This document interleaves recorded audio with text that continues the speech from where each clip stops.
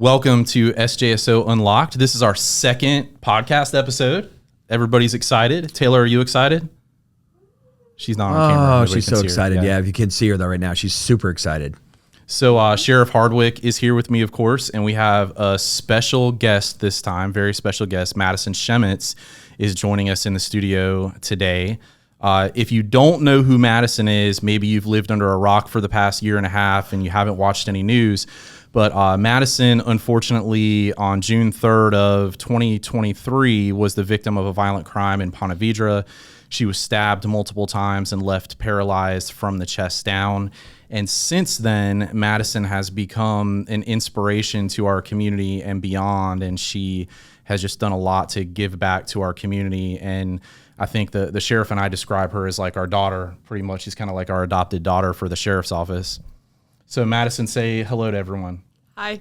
That was good. That's really Thanks. good. So let me tell you how I met Madison the first time and where we went from there. So about a month after this incident happened, Madison's mom reached out to the sheriff and said that Madison wanted to call a press conference at Brooks, at your Brooks Hospital, the rehabilitation facility in Jacksonville.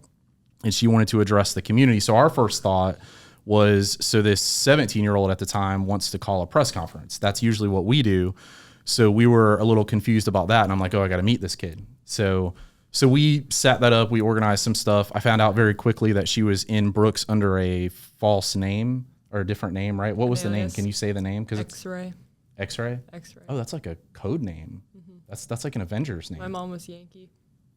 So It's like Delta Force stuff. Yeah. That's pretty cool. So X-Ray Yankee. I went up there and met her, and we brought all the media in, and you addressed the community. And I think we've talked about this before, but tell us why. Like, why did you want to, literally 1 month in, want to address the community? I think it was honestly probably more so out of fear. I think my mom kind of talked it into my head, like to avoid news and media and all of the outside world. Once I got home, I wanted to kind of just be able to go home and have already said my part, and then just go home and be able to keep on healing. That's awesome. What's the phrase I taught you? What is that called when you Control the narrative? Control the narrative. So you've done a great job of that, though. Seriously, Yeah. Thank you. Literally controlled the narrative for To this day. Yeah.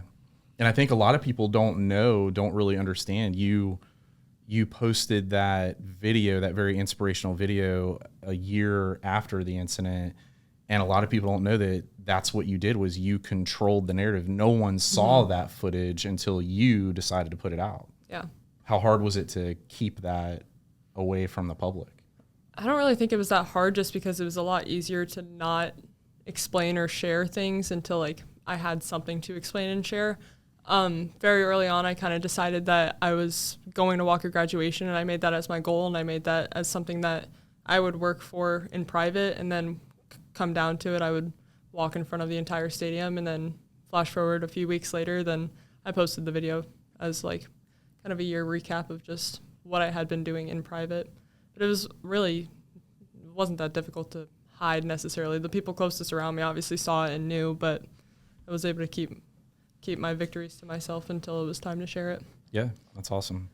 Tell us about the One Love Foundation and how important that organization is to you. And for people that may not know what it is, maybe give a brief overview of that and why you kind of aligned yourself with them. So One Love is a national nonprofit organization started by a woman named Sharon Love, whose daughter Yardley Love was brutally murdered in the early 2000s by her ex-boyfriend at the University of Virginia.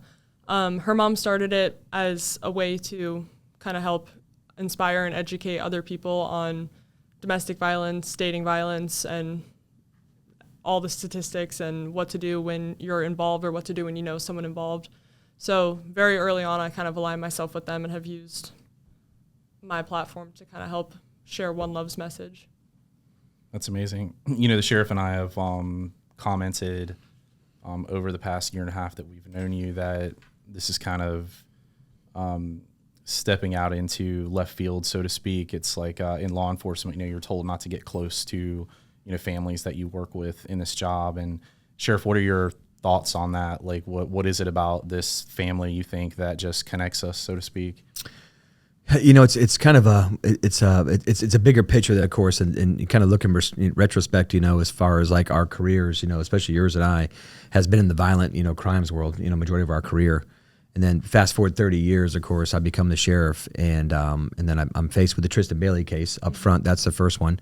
We meet the Bailey family, and then just after that, of course, is a couple years later is Madison's case, and it's one of those cases like our whole lives we've worked these violent crimes, mostly homicide for us, for me, and you just never get close to the families. You never have really a chance to, because unfortunately, with your case, and especially with 4 counties at the time is what I had, 4 counties, you go on to the next case, and unfortunately you kind of just move on to the next victims and the next families. And then with you, we just, matter of fact, I'm not sure if you remember the first day I met you, but I actually met you. Of course, your name, of course, was in our heads all the time because of the case. But again, there was other crime in St. Johns County at the time. So it just happened to be your case was that day, that time, that horrific. But then you and I met, actually, it was like almost like a job fair at the Ring Power. Yeah. And my wife even made a comment too, because most of your Brooks staff was there with you. Yeah, a lot of them were. And I mean, you could just tell, of course, that it was just you just weren't gonna quit. But like I said, after that, incident on June 3rd in 2023, we go on to the next case. It might not be as horrific, but we get the jail going on and communications going on, and we move on per se. But then again, every day you're healing, you're getting better, you're getting stronger on your own, because you honestly could have sat there and could have took a different route and not be in the progressive stage you are now. I think that. I think you've seen it probably in Brooks when you were there for so long. But you take a person like this, and I promised myself I would never get close to victims. I just never did, because there were so many in my life that have come before you and I. And I can go back and think of all these victims who worked their cases, and most of them, of course, they're homicides.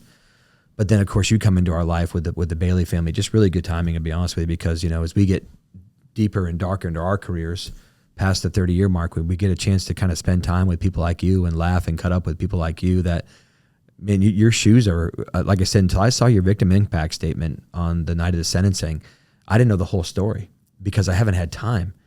And but then I haven't had time to read the transcripts and stuff like that and the depositions. And then I sat in my office, because I don't attend sentencing as a sheriff, because I don't want to do anything to hurt your case, especially. So I sat in my office watching this, and I was just, your statement was so powerful. I was like, my God, she's alive, right? Alive meaning the entire time you're telling your story, how you remember it. I had to really grasp that, going, my God, this girl is more special than I thought she was. So, But you cried the whole time. No, don't say that. I didn't cry. No, I get poked in the eye a lot. I poke myself in the eye a lot. I tell you this, Madison, just, I love you, kid, man. God didn't give me a daughter, and if God gave me a daughter, you'd be my daughter. Because you're strong-willed, you're quick-witted, you're a smart ass. Can I say that on podcasts? But anyways, we like that about you, because you're one of us. And then the other thing too is you can sit there and talk about this, because a lot of people we talk to, of course, in this job, they never relive it again. You relive it again every single day, and you talk about it, and we kid about it, which I think is medicinal for you, but you don't know it's more medicinal for us. Mm-hmm. So. Yeah, I think what's been really interesting during this journey, and Madison and I have talked about this, or I've shared this with you, in a lot of these cases, the aftermath, the public, the community is very interested in the case, the incident, the sentencing, the follow-up. And what's been unique is so many people in our community and the nation have been interested in this unbelievable story of resilience and grit and determination, and how you've overcome the odds. And I think that is amazing. And I know that you've done a phenomenal job at capturing that and helping other people. How would you answer some of those questions, the simple, for lack of better words, generic questions about how do you find the strength to get through this for the past year and a half? We've definitely talked about it a lot more recently than I think we have in the last year and a half, just with the sentencing and everything going on. But in my head, I think I've obviously been through a lot in my life in general, but also growing up with so many siblings and growing up playing sports, I've always had like that sense of independence. And then playing sports, I've always been able to work for goals and know when I had to get something done. And in my head, I never had time to say what was me or to sit there and cry about it, because in the end of the day, it doesn't do you any good. But it's kind of just something I had to do, so I did it. Yeah, I'll tell you, I've seen the tremendous outpouring from your network of friends in the softball community. And that's such a family organization. Yeah. Like that's been very inspiring to watch. And what would you say about softball in particular, how big of a part that played in your life, and then how big of a part that played in your recovery, like helping you to recover? I mean, I've been playing softball since I was like 4 probably. So I'm growing up, I build these teams and these relationships and friendships, and they do become like my sisters, and my coaches become so close to me, and it really does like foster a lot of qualities about people. I think it does like allow you to like really hone in on that grit and the determination and stuff like that. But at the end of the day, like I've gone through injuries, I've learned how to recover from them, but having something this life-changing happen, but also still having some sense of like home still with them, and some place that like I still felt like I was who I was, even if I couldn't be playing. I was still surrounded by people that I've been surrounded with my whole life, and still surrounded by something that really has been home for me for so long. But softball definitely played a huge part in like my recovery, and it definitely did teach me and give me a lot of skills that I think a lot of people don't have not growing up in a world of sports. Yeah, that's amazing. Sheriff, you've been a coach in our community for pretty much your whole adult life. How do you feel hearing from an athlete, knowing that what you do as a coach and the environment that you create, that family atmosphere, can literally help someone overcome the odds to this degree? How does that make you feel?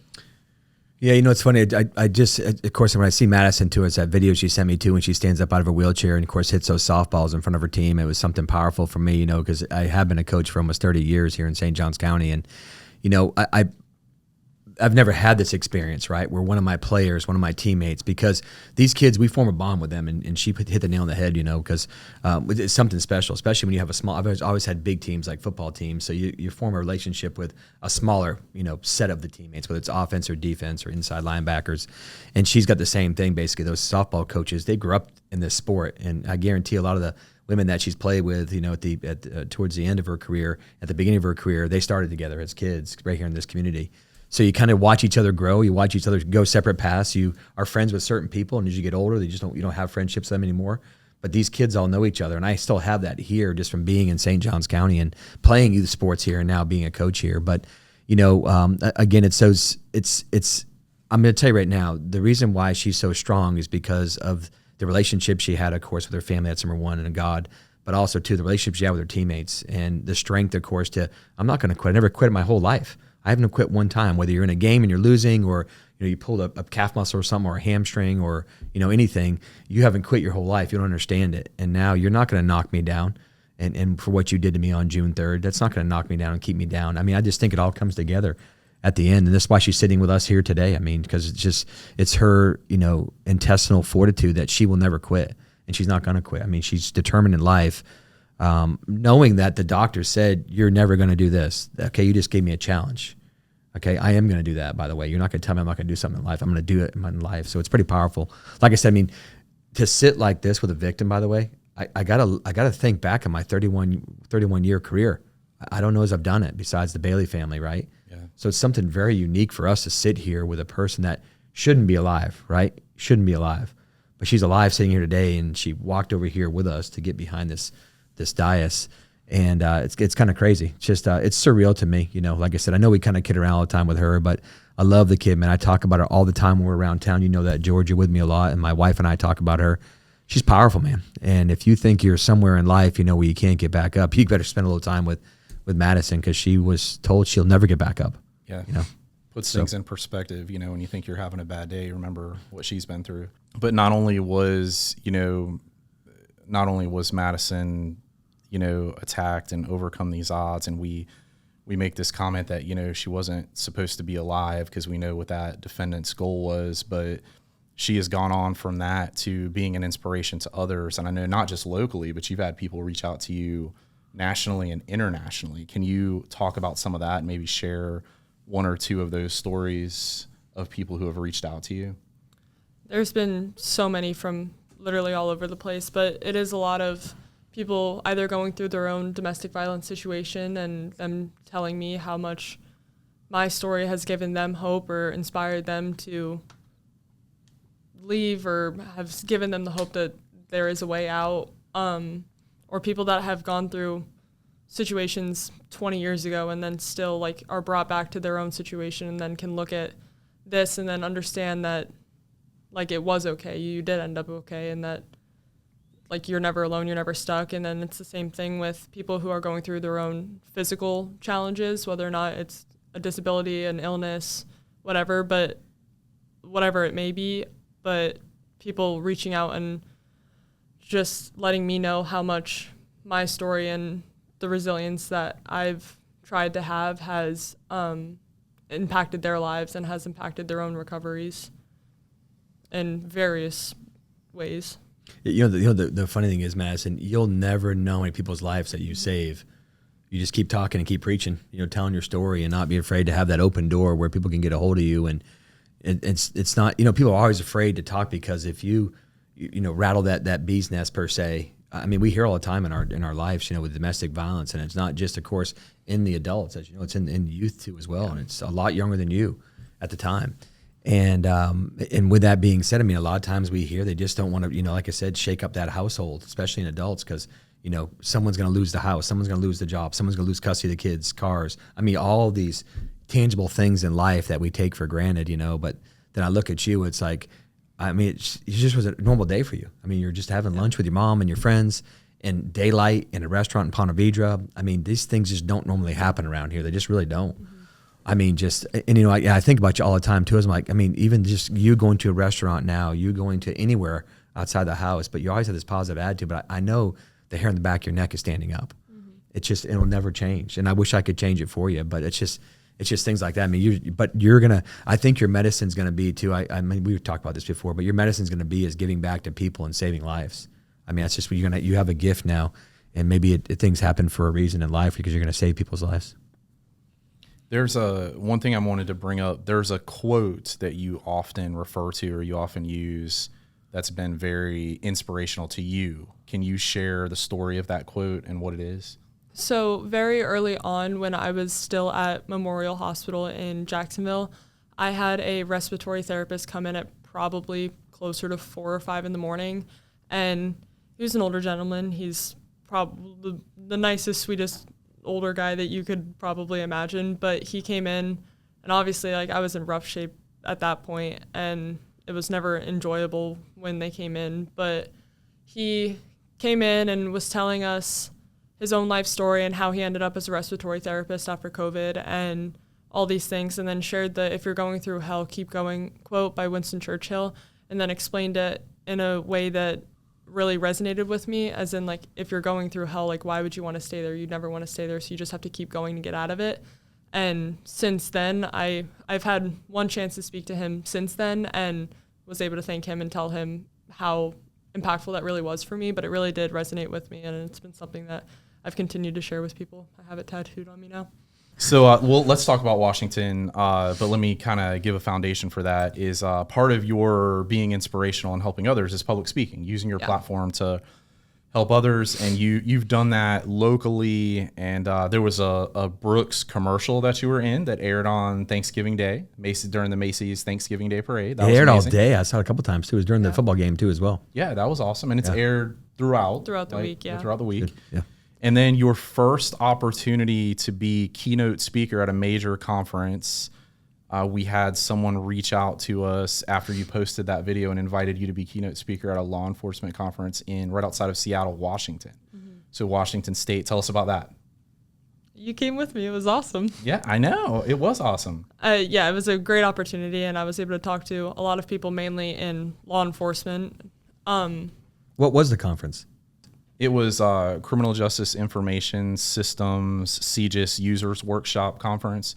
So it was like security and all that stuff from FBI was there, and different local and state and federal agencies in Bremerton, Washington, right outside of Seattle. I got to ask you a question. Do you mind if I ask right now? Do I need to bring the photos up? How did your face get painted? Yeah. I thought we were going to talk about that in here. We're not going to talk about it here. We're talking about it right now, though. How did your face get... Madison, I'm not asking you. I'm We'll not just asking put a you. picture. Madison, how did his face get painted? We had just gotten back. I think the kidding. conference was over at that point. Like, our part of it was over at that point, at least. And then we went back to the hotel, and there was like a market. And then we were just going and looking at all the tents, and then there was face painting. And I was like, George, like, do you want to get your face painted? And he kind of like said no, but like I could tell that he really wanted to. So then he got his face painted like Batman. I got the other half eventually. Well, I said there's no Batman. And then you got on a FaceTime call. Pictures. I did get a FaceTime call. Yeah, so it was a crime. I was forced. I was forced to do this. You wanted to. 100%. I didn't want to do this. No, The adult was 100% there, wanted to. Jackie. She let this happen. Yeah. And I was thinking, and your wife. Once I forgot Christina was there. Exactly. Once I conceded to this, I was like, okay, well, we're in Washington State. Who's going to see this, right? And then she FaceTimes the sheriff and his wife. I thought it was phenomenal. While I'm on the chair. So that was... And then the picture for his birthday was then put on the screen at the Oh, that was Bailey's right. event. That was for my Okay, birthday. gotcha. Yeah. But yeah, it was a crime. So he was definitely debating it, and then he was like, "Oh, but there's no Batman." And then the lady was like, "I can do Batman." And then we of went course to you can. leave. Can we see the picture? Can we show the podcast? we'll show the picture. Yeah, we'll show the picture. Okay. Maybe. I want to make sure No, we show. 100%. Well, I got it. I can show it. Just put the picture of only him in it. But it's a like a matching picture. It is a matching picture. It was like you were half Batman and I was half Batman. It's way So when we funnier if faced it's each just other, you, though. I love the fact that you're so confident you know your stuff. I mean, sometimes we try to baby you like our daughter sometimes. So it's like, we don't want you standing up here and there. And you're like, nope, I'm getting up in front of the podium. I think it's awesome, by the way, as opposed to we're trying to like treat you like our daughter. So anyways. Yeah, it was a good week. we got to see Seattle and you got We to did. ferry boat. Did you went on He a ferry also put on a scrub cap on the ferry boat, just like Derek Shepard from Grey's Anatomy. If you're a Grey's Anatomy fan, they forced me to wear. It wasn't forced. a scrub cap. He also wore it in the hotel lobby while coloring. Madison's almost like a bully a little bit here. She is. I was bullied during this trip. I needed therapy when I got back. You're my best friend. That's what you signed up for. That's your fault. It's your True fault, story. Harrigan. True story. Yeah. Check. True story. All right. Hey, I got a question for you. Where do you see, you're a strong person, where do you see Madison in 5 years? 5 years, graduated from college, Yep. working for you.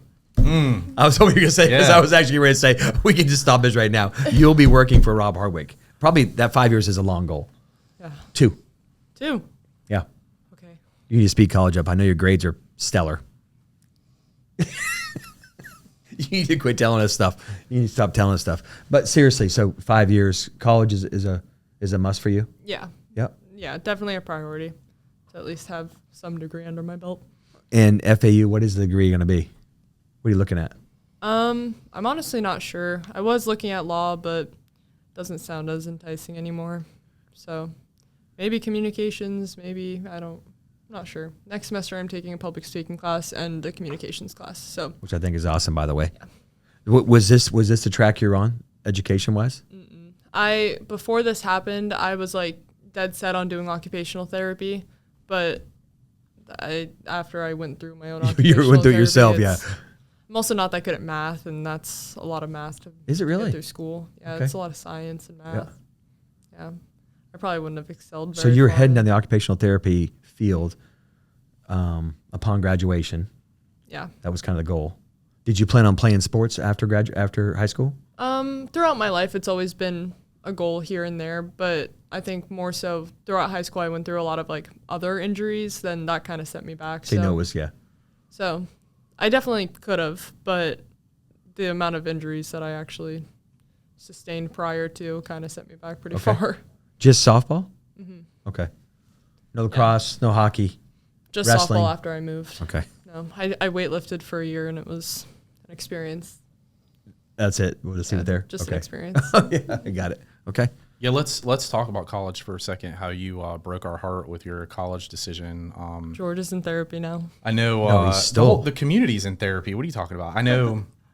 It made no sense. Exactly. Like It was senseless. I'm sorry. plenty of stellar educational institutions in this area, and you chose several hours away. I Riley really love Robbie and Riley. and her brother, Robbie. But I needed to turn But where's Riley now? She's up here. Like she can. She comes home with me. Yeah. She wants to experience there and here.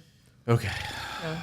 I come home all the time to see you guys. It's true. Yeah. But it's different to come home and then just be home. I understand. But then it's like even more special for you when I am home. It's a valid point. Yeah. It's a valid point. I got to just say something. I'm a people person, and I was watching Riley, the way she looks at you, it's powerful. You're mentoring her too as well. As we bring this episode in for a landing, I just want to ask you this. If I know, in the last year and a half, you literally have reached a lot of people, but if there's anyone watching this podcast, listening to this podcast that hasn't heard from you yet, what would be your advice to someone who is going through something traumatic, has been through something traumatic, is about to face, the next step of their traumatic experience, whatever it is? Like, what would be your advice to them? The best advice that I got was, if you're going through hell, keep going. So that's kind of what I would reciprocate is, if you're going through hell, keep going, because if you're in hell, you would never want to stay there. So just keep going, because you're never alone, you're never stuck, and there's always a way out. And everything will be okay in the end. Awesome. Thank you so much. Well, listen, thank you so much for... Wait, Riley, get over here. Come on. Feature. Come on. Right here. Right next to your sister-in-law to be down the road. Say hi. This is the Riley we're talking about right here. You have some amazing people around you. Did you have amazing people around you before? Yeah, my family, my friends have always been amazing. Say it all the time, and I'll never Your stop family is saying incredible, it. yeah. My mom's my best friend. My siblings are my best friends, and I'm always so thankful for them, and even the people around us. We have a ton of people around us, and I'm always so thankful for them. I think you know this too, but there's victims of some tragic incidents that have nobody. Mm-hmm. I think that's part of survivability is they don't survive mentally, physically, because of those strong people around them too as well, just going, we got you. I said it in my impact statement, but I watched all the people around me change, obviously in negative ways, but it also really shone light on the strength and resilience that my family also has. And me and my mom have said it for forever, that it wasn't just a trauma for us, but it's a trauma for everyone. It's a trauma for the community. And in the end, I think everyone did the best that they could. Everyone continues to do the best that they can, dealing with how it affected them personally, but also supporting us through everything that we're going through and showing up and being there. And we really are super blessed for everyone that's in our lives. Yep, I agree. You guys are incredible. You're amazing. Glad things happen for life and reason. I mean, I hate it, but because of that, we got a chance to meet you and fall in love with you and your family. It's been pretty cool. And I love you guys, and I'm also so thankful for you guys. I know, we love you. You're a rock star. Thank you so much for being here with us. We love you. You're so slay. All right, bye. Slay.